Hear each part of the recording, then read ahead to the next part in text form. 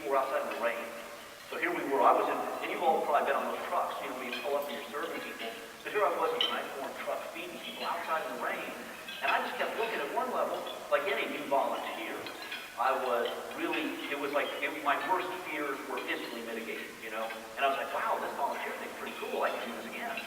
But I must admit, I was really being nagged by, first the idea they were buying food to give it away, but here was this line of people that we were serving food to, and then at the end of the line, I was over here at the end, the driver of the truck was sitting there, he knew almost everybody by name, and was saying, you know, see you Earl, see you Fred, see you Sue, and off they go.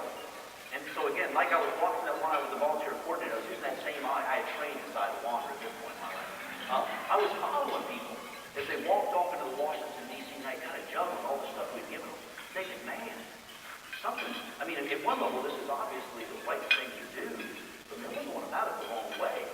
You know, we're just, you know, in fact, this is a cycle where it's almost like two groups come apart and go, you know, and we go back to our warm home and feel good and go back to church, and then we go back to the supermarket, buy the food, and right back here the next day.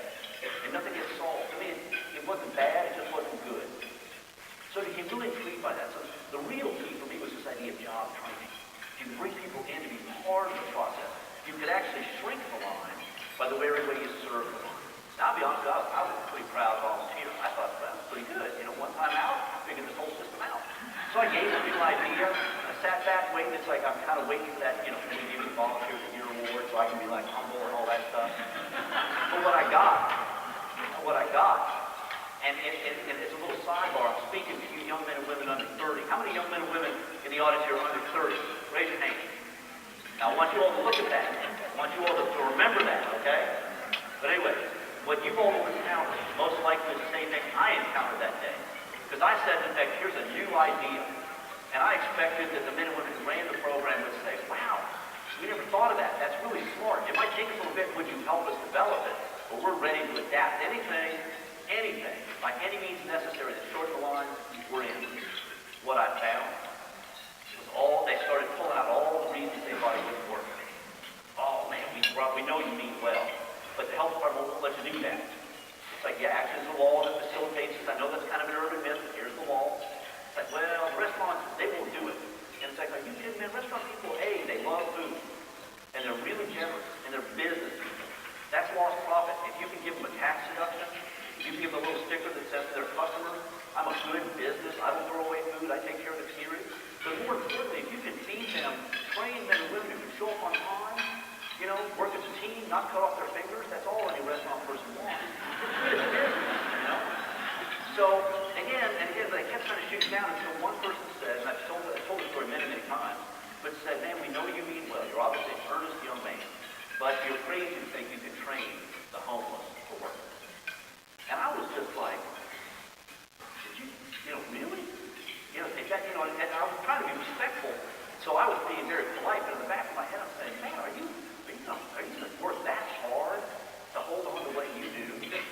You know, and again, with all due respect, this is so about you. This is so much wrapped up in the kind of redemption of the giver, not the liberation of the receiver. And to me, that's the powerful, awkward dynamic of modern tyranny. Now, long story short, I started the kitchen 20 years ago. George Bush Sr. was the first owner of food. The first owner of food was George Bush Sr. on Inauguration Day. In fact, Liz and I were talking, she was in the front dancing, while I was in the back calling out lobster bisque. But that began a very interesting journey for me. And I've been on this journey for 20 years, trying to develop my individual program.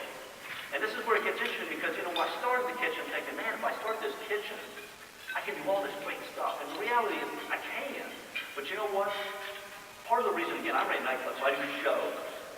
I've always tried to not get lost in trying to make my program bigger, but in effect, if I can shine a light on what I do and pull people into a different conversation, that's really what I think my job is. And if I may be blunt, that's what I think the job of the nonprofit sector is.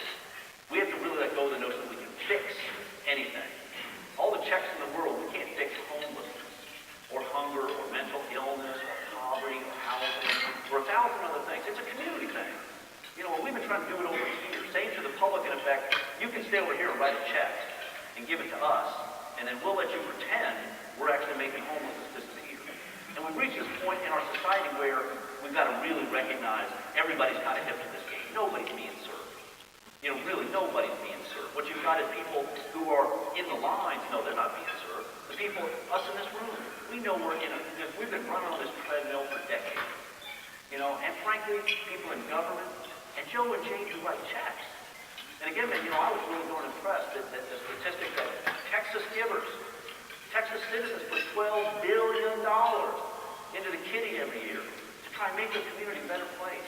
4 million Texans volunteer every year trying to make this state even better than it already is.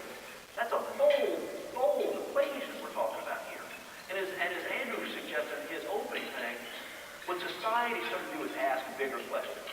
And guaranteed, if the larger society isn't, a younger generation is. A younger generation that we have mandated do community service. You know, what you've got now coming out of school is a generation 80 million strong. 80 million strong, people born between 1985 and 2000, the millennials. 80 million strong, surging out of universities. And really, we're only talking about just the very, very tip of this new iceberg. It's about only 3 years, really, but behind them is this wave coming up. And again, I generalize, but a generation that seems hell-bent on merging spirituality, lifestyle, and income. Saying, in fact, look, man, I've seen the inside of the nonprofit sector. I've been volunteering up here for 10 years. Oftentimes, these young men will have volunteered between 5 and 10 years by the day they graduate college. You know, so they're saying, in fact, I can't work for that salary. You know, I got to pay back my student loans.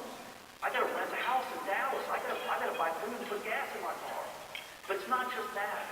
You know, I think what they're saying, and again, I generalize, I know, but as much as we respect the older generation's efforts, we're not interested in segmenting our lives. You know, my generation, we prayed over here. We went and played over here. We worked over there, and we sent checks to charity further over there. This younger generation is saying, no, man, I need a job in which I make some money, but I don't want to be defined by my paycheck. What I'm looking for is a way in which I can make a living that not only doesn't do harm, but actually does good, that makes the world a better place. And we as a country haven't even begun to imagine what that could be. But again, to a certain extent, that's the world I encountered. I'm a little bit earlier on the curve, but I came, if I may, with that same sense of why not? Who says? Let's just do it all different. What does it matter? You know, what I've been doing for 20 years is exploring, first with hunger, then with the broader nonprofit sector, and then with the larger American economy. And if you'll give me just a little bit of time, I'll kind of take you on this interesting journey. Because as I said earlier, when I started the kitchen, I assumed, wow, man, look at this machine. This rocks. You know, and because I wanted to help not only people in my city understand the power of this food donor law that existed in every city, but I figured if I get George Bush to donate, and all the media would come, because again, who could resist the image of food from the inauguration going out the back door and into a shelter? That's good media. I knew that I could capture the attention not only of people in my city, but in effect use the media I got to unleash a torrent of food across the nation. That in effect that media could open a door for everybody. And this really brought me to two big equations in my life. One was that was my role. I was never going to get lost in trying to bring my program to scale bigger, bigger, bigger. I was going to use my location in the capital to highlight what we do. I don't want to talk about me. I want to talk about us. That's where I live. I live in us. Again, my father, I'm bouncing around, I apologize. I'm so excited, I have a lot to say. On graduation day, my pop, who was a Marine Corps pilot, desperately tried to pull me aside. Because all I talked about since Casablanca was how to open a nightclub. And my father pulled me aside on graduation day. His fathers always want to try and do it, guide me, you know. And he gave me all that fatherly love, eyeball to eyeball, put it on. I said, son, you should be a sailor. And I'm like, oh man, what did I do to you? Say that to me. You know, I'm going to change the world. You know, sales, what are you talking about? But the reality is, Pop was right. I am a sales.